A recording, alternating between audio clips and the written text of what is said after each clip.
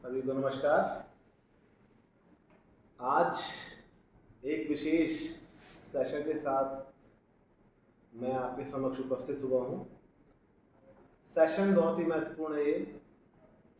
जैसा कि आपको पता है कि राष्ट्रीय शिक्षा नीति 2020 यानी कि NEP 2020 में जो कन्वेंशनल सब्जेक्ट्स हैं उन पर तो फोकस है ही है, साथ ही साथ कुछ ऐसे विषय जो पहले मार्जिनलाइज विषयों के रूप में जाने जाते थे उन पर बहुत ज़्यादा फोकस किया गया है और उनको मुख्य विषयों के साथ जोड़ करके, या कह सकते हैं मुख्य विषयों के एक अंग के रूप में जोड़कर देखा जा रहा है।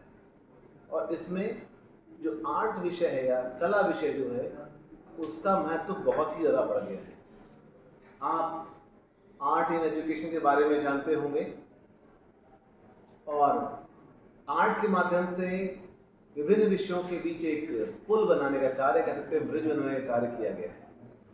इसी क्रम में ज़्यादा समय हम नहीं करेंगे, हमारे साथ डॉक्टर सुमन सिंह मैडम हैं। कला के क्षेत्र में बहुत कीर्तिमान इन्होंने स्थापित किए हैं। बहुत सारे बच्चों का करियर इन्होंने आर्ट के क्षेत्र में बनाया है। तो मैं थोड़ा सा मैडम से रिक्वेस्ट करूँगा कि कला किस प्रकार से, या जो आर्ट है वो किस प्रकार से वर्तमान समय में बच्चों को एक बेहतर दिशा दे सकती है, और साथ ही साथ आर्ट के कोर्सेज राष्ट्रीय स्तर पे कहाँ पे जहाँ से सूचनाएं, जहाँ से बच्चे कोर्स करें तो कुछ बेहतर रिजल्ट्स आ सकते हैं। मैडम जैसा कि आपने सर अभी बताया है कि नई शिक्षा नीति के अंतर्गत आर्ट और म्यूज़िक और PT इन सभी सब्जेक्ट्स का काफ़ी अच्छे से एक नया प्रारूप प्रस्तुत किया गया है, जिसके अंतर्गत बच्चों में 6 से लेकर के 12th के बीच में हम जो भी बच्चों को पढ़ाते हैं, जैसे कि बेसिक्स हमारे होते हैं, उसके बाद हम बच्चों को स्टेप बाय स्टेप पढ़ाते हैं। हम इसके साथ साथ बच्चों को वो उन सभी क्षेत्रों को टच करते हैं, जैसे कि हमारे जो स्किल सब्जेक्ट्स होते हैं, जो कि बच्चों को उनके नए एक कह सकते हैं कि हम उसके कार्य क्षेत्र प्रभावित करते हैं। जैसे अभी हम लोग कक्षा 6 में पढ़ाते हैं बच्चों को मास्क मेकिंग, या फिर हो जाता है हमारा ड्राइंग, रंगोली, या फिर मेहंदी हो जाता है, स्कल्पचर भी आता है। तो इन सब चीज़ों का एक व्यावसायिक उद्देश्य है। जब आप कमर्शियल लाइन में जाते हैं तो अभी भी आप अपने दैनिक जीवन, जो हम लोगों का रूटीन लाइफ है, उसमें आप देखिए तो आर्ट ऐसी कोई भी जगह नहीं है जहाँ पर प्रयोग नहीं की जाती है। चाहे वो हमारे दैनिक वाले कार्यक्रम हो, हमारे सांस्कृतिक कार्यक्रम हो, या हमारा कोई भी नेशनल फेस्टिवल हो, या कुछ भी जो हम करते हैं रोज़ हमारे लाइफ रूटीन से, अनुशासन से लेकर के हमारे करियर तक के पीछे आर्ट पूरी तरह से आपकी लाइफ स्टाइल को प्रभावित करती है। अभी हम जैसे हमने 6th क्लास में बताया कि हम छोटी छोटी चीज़ों पे मेहंदी, रंगोली और मास्क मेकिंग हो गया, क्राफ्ट वर्क हो गया, या अरोगामी हो गया है, पेपर फोल्डिंग के जो एरिया है, जैसे हम लोग बॉक्सेस बनाते हैं, पेपर बॉक्सेस बनाते हैं, तो इन सब का एक कुटीर उद्योग के रूप में बहुत अच्छा एक हमारा क्षेत्र इस्टेब्लिश्ड है ऑलरेडी। हम चाहते हैं कि इन केस बच्चा छुट्टियों में भी खाली बैठता है अपने घर में, तो उसके दिमाग में ये रहे कि हम इस चीज़ को आराम से कर सकते हैं। ऐसा नहीं है कि हम किसी भी चीज़ के लिए बेकार है, अभी हम बहुत छोटे। 6th का बच्चा भी अगर चाहता है तो वो पेपर फोल्डिंग के माध्यम से बहुत सारे कप, प्लेट, या बहुत सारे यूटेंसिल्स बना करके उनको मार्केट में अवेलेबल करा सकता है। तो मैम हम कह सकते हैं कि जो ये NEP है बच्चों को क्लास 6 से ही स्किल में डेवलप करने का प्रयास है आर्ट के माध्यम से। बिल्कुल कह सकते तो बहुत ही सराहनीय प्रयास है सरकार का। जी सर है तो, और इसके साथ साथ ये नहीं है सिर्फ कि आप 6th क्लास से बच्चों को उन्होंने तैयार किया है। हमारा एक पूरा का पूरा टाइम पीरियड जो 6 to 8 होता है, जिसमें सिर्फ हम लोग बच्चों को खेलने कूदने इन चीज़ों के लिए प्रेरित करते हैं, वो बच्चों में इन्हीं चीज़ों को बचपन से इस्टेब्लिश कर देता है, ताकि वो 9th 10th या 12th पास आउट होने के बाद, आजकल बहुत सारी ऐसी सरकारी संस्थाएं हैं जिससे बहुत सारे हमको मानदेय मिलते हैं, जिनके द्वारा हम अपना कोई भी व्यवसाय शुरू कर सकते हैं। जैसे जैसे आप चाइना ले लीजिए, जापान ले लीजिए, इन एरिया में जब आप जाइए तो आपको हर बच्चे का, आपने पढ़ा होगा, ऐसे कई सारे बच्चे हैं जो अभी भी मिलेनियम की गिनती होती है, तो उनका अपना कोई ना कोई एक उद्देश्य, जैसे कचड़े से एक बच्चे ने बहुत अच्छा कचड़े का यूज़ किया और एक सिल्क बनाया है। तो ऐसे ही बहुत सारी चीज़ें हैं जिनका हम यूज़ करते हैं लाइफ में, पर उसके लिए हमें क्या होता है कि सिर्फ बच्चों के अंदर को टैलेंट को, क्वालिटी को डेवलप करना पड़ता है कि बेटा आप इसके द्वारा ये कर सकते हैं। आर्ट में है, ज्वेलरी डिजाइनिंग से लेकर के आप टेराकोटा को ले लीजिए। टेराकोटा हमारे यहाँ का, टेराकोटा से मुझे याद आया, सिंधु घाटी सभ्यता के बहुत सारे मिट्टी के खिलौने हमें प्राप्त हुए हैं। खिलौने ही नहीं सर, वहाँ पे आपको ज्वेलरीज भी मिलती है। जी मैम, ज्वेलरी सिंधु घाटी की सभ्यता में ज्वेलरीज भी मिलती है, और सिंधु घाटी की सभ्यता में एक ऐसा स्टोन भी मिलता है जिसमें होल करना आज की डेट में भी संभव नहीं है, लेकिन वो सिंधु घाटी की सभ्यता में उसकी पूरी माला मिली है। तो उस समय की हमारी जो टेक्निक थी वो इतनी डेवलप थी कि हम गोमेद में छेद करके उसकी माला बना सकते थे, और आज की डेट में हम नहीं कर पाते हैं, क्योंकि जब भी हम कोशिश करते हैं तो वो टूट जाता है।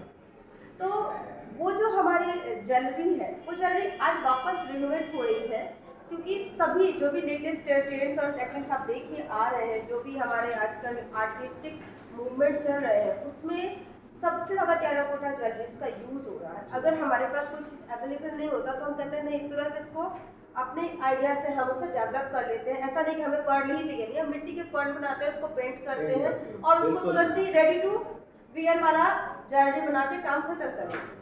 तो ये सोचना भी, डेवलपमेंट बच्चों के अंदर लाना भी एक बहुत बड़ी बात होती है। बहुत बहुत धन्यवाद, आपने इतनी सूचनाएं हमको दी, एक जानकारी दी। अच्छा मैडम, थोड़ा सा हमारे दर्शकों को बता दें कि संस्थान कौन से यहाँ से हम, जैसे BFA होता है, बैचलर ऑफ फाइन आर्ट होता है, MFA होता है, मास्टर ऑफ फाइन आर्ट, कौन से रिनाउंड इंस्टीट्यूट से यहाँ से हम ये कोर्स कर सकते हैं? सर आज की डेट में तो लगभग सभी जगह पे इन चीज़ों की अवेलेबिलिटी हो गई है, हर विश्वविद्यालय में। बट अगर आप लेते हैं तो सबसे पहले तो मैं दिल्ली बोलूँगी, फिर बॉम्बे आर्ट ऑफ स्कूल बोलूँगी, उसके बाद कैलकाटा है,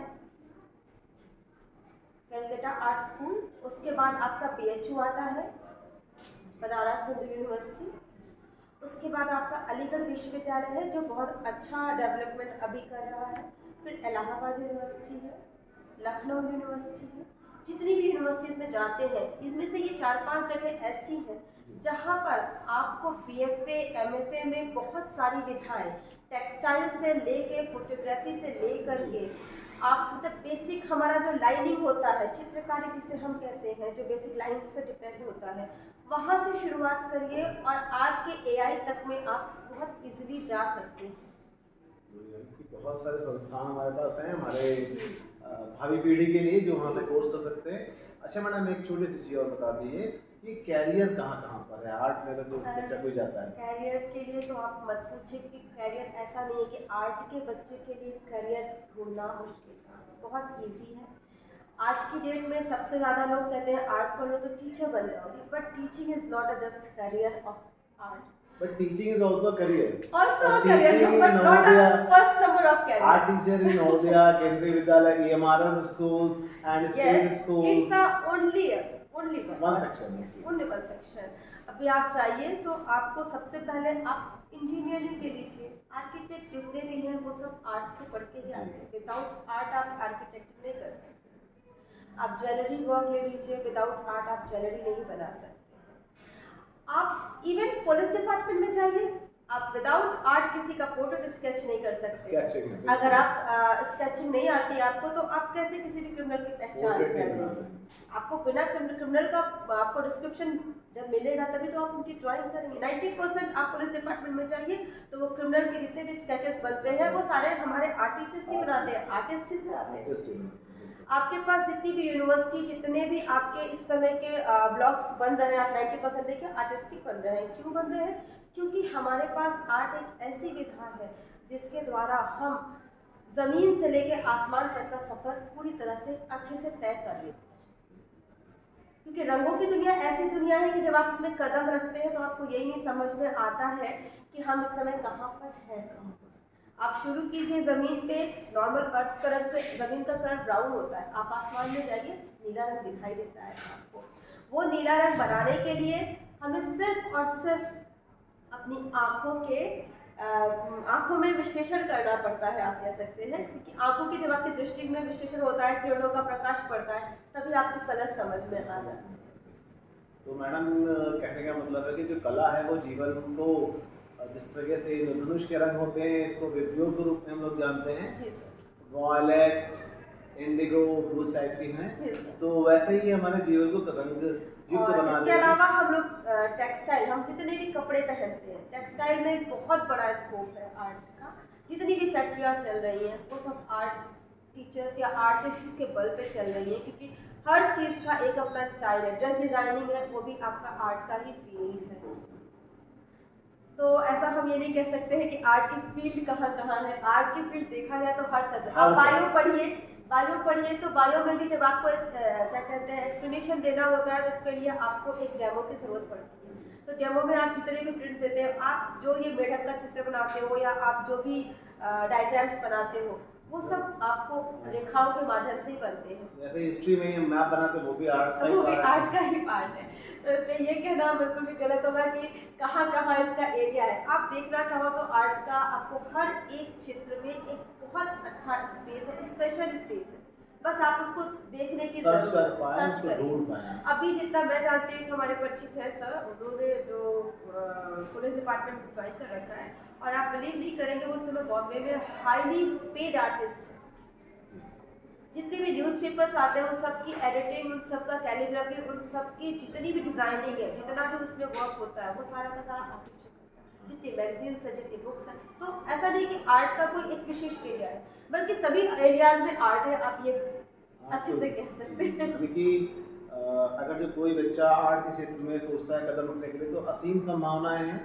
उसको अपने दिमाग से सोचना पड़ेगा और समझना पड़ेगा कि कहाँ कहाँ पर क्या क्या संभावनाएं हैं, उसको उपयोग करना पड़ेगा। तो ये थी हमारी डॉक्टर सुमन सिंह मैडम, जिन्होंने बहुत संक्षेप में अपने समस्त ज्ञान को आप तक पहुँचाने का प्रयास किया है, और इनके द्वारा पीएचडी भी की गई है। तो ज्ञान की सीमा कहाँ तक है आप समझ सकते हैं। ऐसे ही और वीडियोज़ का हम जल्दी मिलेंगे। धन्यवाद।